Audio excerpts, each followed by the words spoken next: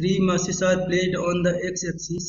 300 gram at the origin, 500 gram at the x is equal to 40 centimeter and 400 gram at x is equal to 70 centimeter.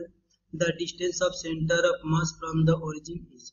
That means हमें calculate करना है distance of center of mass from the origin.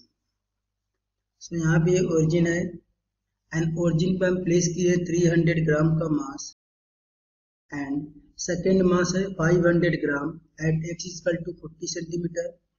सो यहाँ से 40 centimetre के distance पर, that means x is equal to 40 centimetre के distance पर हम प्लेस किए दूसरा मास एंड इसका वैल्यू हमें गिवन है 500 gram and x is equal to 70 centimetre पर हम प्लेस किए third mass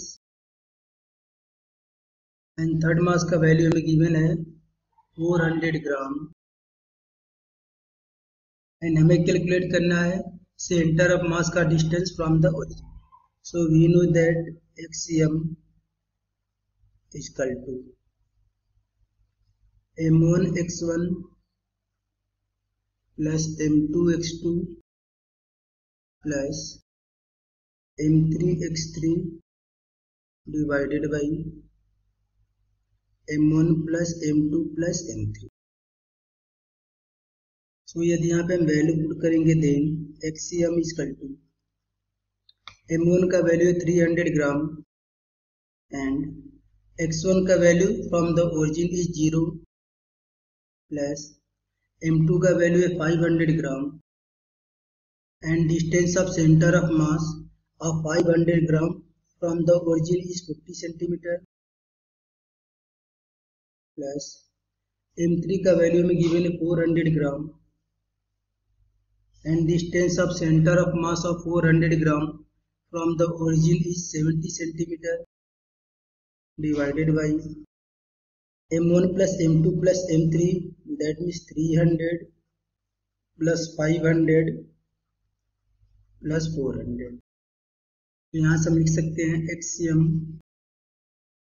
is equal to 300 में 0 से मल्टीप्लाई करेंगे ये वैल्यू हो जाएगा 0 एंड 500 में यदि हम 40 से मल्टीप्लाई करेंगे तो वैल्यू हो जाएगा 5 इंटू 4 20 में 3 0 प्लस 400 इंटू 70 करेंगे देन ये वैल्यू हो जाएगा 28,000 divided by 300 plus 500 plus 400 then ये वैल्यू हो जाएगा 1200. सो XCM is equal to 20,000 plus 28,000. सो ये वैल्यू हो जाएगा 48,000 डिवाइडेड बाई 1200. 2 0 से 2 0 कैंसिल हो जाएगा एंड 480 को यदि हम 12 से कैंसिल करेंगे देन ये कैंसिल हो जाएगा 40 टाइम में. सो सेंटर ऑफ मास का डिस्टेंस होगा 40 सेंटीमीटर. ओके.